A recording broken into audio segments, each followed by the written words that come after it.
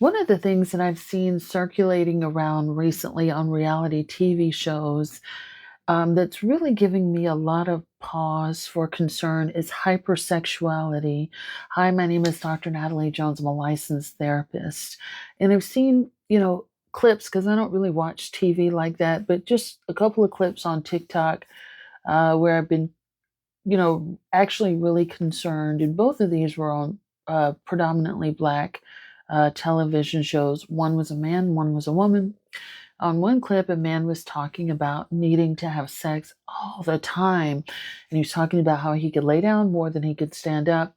And then on another show, there's just like a younger woman who's like over freaked out. And I remember when she actually started the show, she was like humping on women. She was saying that she would go for women and go for men, but she is very over sexualized and is quick to come on to anybody that she meets.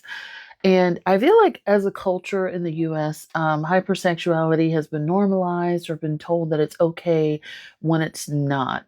It is not normal for you to be having sex 3 to 4 or 5 times a day or more.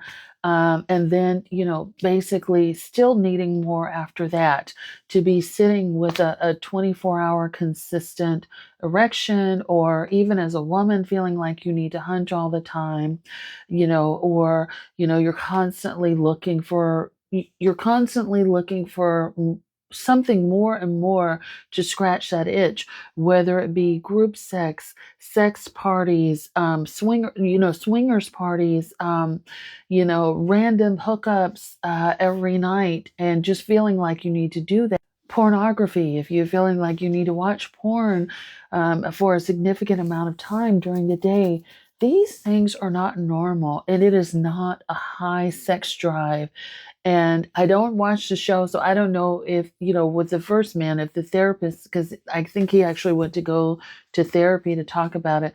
I don't know if they told him that, but I'm here to tell you these are not normal. You need to go and you need to see someone. You need to see a professional therapist for one thing. You may need to get medication for another thing. You may need to get medication interventions and other things like that.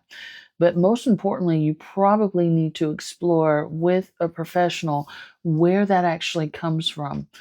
Most people that experience this hypersexuality usually have some trauma related to sex, whether they've been sexually assaulted, inappropriately touched, lost autonomy over their body in some way. Hypersexuality can also be a method of avoidance or escapism for a lot of people, meaning that, like, whenever they're feeling emotional distress, something bothers them, as opposed to like dealing with it and emotionally regulating their body to actually deal with whatever the issue is, process it and get through it.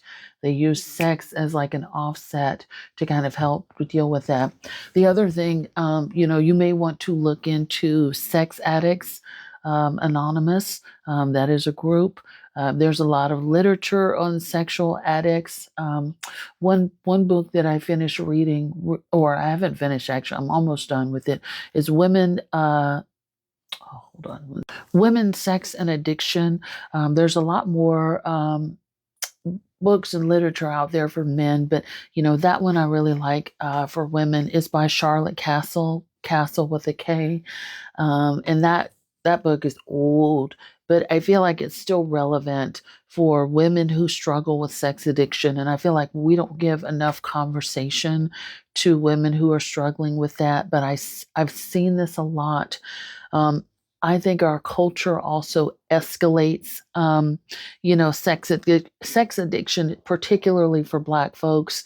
I mean, when I hear music, back when music videos was a thing, even on predominantly Black movies and things, sex is always the center of, everything, where, we have overly sexual songs, and it's now played on the radio. And I definitely think that is a propaganda for our community. And I think that's part of the messaging, unfortunately, that young children are looking at, that hypersexuality is okay in the Black community. I mean, unfortunately, we're in the era now where we've seen toddlers twerking on TikTok. You know, I think that was last year that someone called Child Protective Services on that baby and her mother, and these grown men were traveling, from all areas of the U.S. to come and hold the twerking toddler. But, I digress. And that in and of itself was problematic in a whole different area. But unfortunately, here you have a child that can't even really say her ABCDs all the way yet, that is twerking for the public gaze of grown men, and she's being groomed for that by her mother. What do you think is going to happen at some point? Things are just wildly inappropriate. And not to come across sounding judgmental or goody goody, but as a therapist, you do have an ethical responsibility to say, hey, what's going on here is not normal. And we really need to buckle down and address this, because it's not normal to be thinking about sex 24 hours a day. And I've seen it in all, of course, I've talked many times on here about how I've worked with sex offenders. I've also worked many years with, people who've been sexually abused, people who've been trafficked.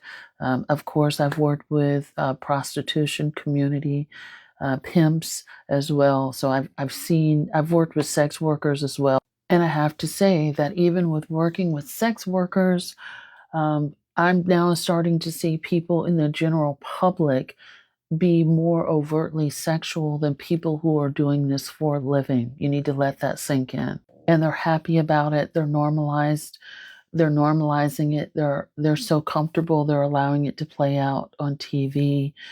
They're also, what I've also gathered, especially from the young woman that I saw, um, that was overly freaked out. She was at one point married to a guy that, there were some suspicions and accusations around him being a sexual predator, which she refused to admit. And I do think that there's a strong correlation between people who normalize predatory behavior and people who are unable to control or maintain their sexual urges.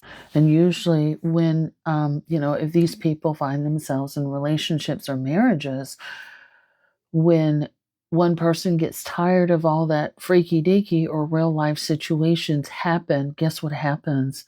Things fizzle out, because, sex may have been the only thing holding them together.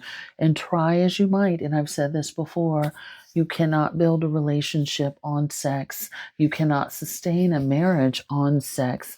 While that may be one of the important aspects to the health of your marriage or your relationship, it is not enough to sustain it on its own.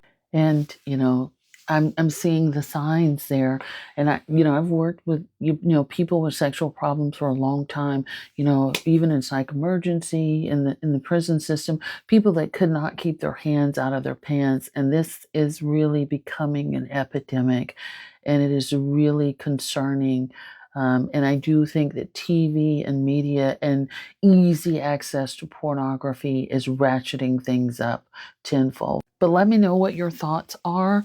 And unfortunately, this is also something that I've seen a lot in college students as well, to the point where it escalates and it can be very dangerous, where people are running trains on these young teenagers off at college. The other thing that's fairly common is sexual abuse and sex addiction. People that are drinking and that are drugging themselves to the point of unconsciousness. They can't even remember what they did when they had sex with somebody like that. If it was something that they consented to, if it was something that was okay, they may wake up in pain. And sometimes they may wake up in a back alleyway and don't know anything that has happened. I've seen this and worked with this all too many times. So you guys need to be very careful, take care of your health, and address the difficult stuff. You should not be wanting to hunch 24/7. Hope that helps.